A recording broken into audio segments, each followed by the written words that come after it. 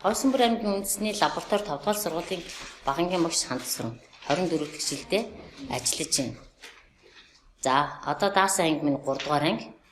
За энэ шавнар маань үеийн шавнараас арай илүү өөр орчин нийгэмд суралцж байгаараа онцлогтой.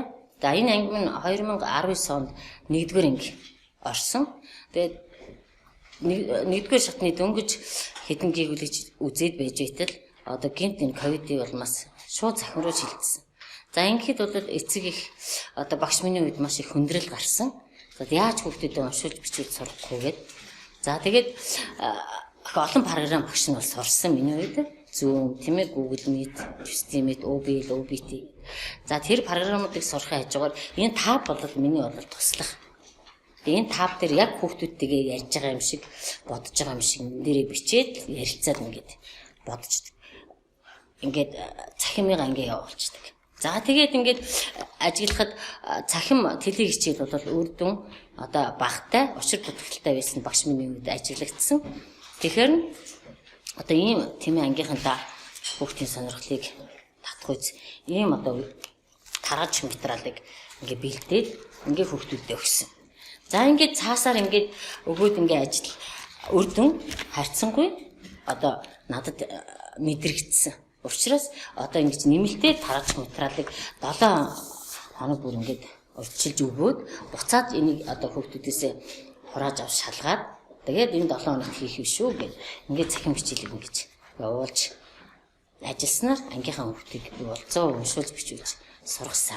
За тэгээд хүүхдийн амьдралын орчны ялгаатай байдгийн улмаас одоо хөгдөө манай ангид 6 хүүхэд суралцдагаас 3 хүүхэд огт одоо тийм боловсрал эзэмших тийм ээ боломж өгсөн муу байсан учраас гэрт нь очиод ажиглаад одоо очиход хөдөөний ангид болгон DVD-тэй байсан. Тэгэхээр н одоо багш нь миний хувьд бол энэ DVD-н дээр хичээлээ зааж бэлдээд тэгээд нөгөө хөдөөнийхөө ингээ хүүхдүүд ингээ хөргөлт ингээ за энийг үзээд багшийнхаа тийм энэ даалгаврыг ингэж хийгээрээ ингээд ажиллахад бол маш их үр дүнтэй байсан. За бас л нөгөө одоо танхимын үйл ажиллагаан дээр тийм ээ ямар ангитай үйл ажиллагаа зохион байгуулдаг гэсэн тэр өртнүүдийг бол цахимаар үргэлжлүүлдэг. Тухайлбал тийм ээ одоо хүүхдийг ном уншуулах, сэдэв төрүүлэхийг бол хүүхэд гэрийнхаа номын санг танилцуулаад тэн дотроос нэг номыг сонгож найз нөхдөө одоо урьж тийм ээ одоо орчин үеийн челленж маягаар ингээд зарлаж ангийнхаа бүх хүүхдийг ингэж би ном уншуулж гэрээр сургасан байгаа.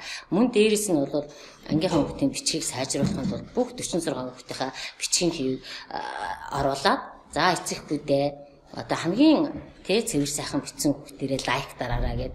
Тэгээ хамгийн олон лайк дарсан эхний 5 хүүхдээ чагнаж урамшуулах буюу тийм бусдыгаа зөв сайхан бичигт ингэж уриалсан. Яг л одоо энэ үйл ажиллагаагаа цахимаар мөн гэд хийгээд яваад байгаа.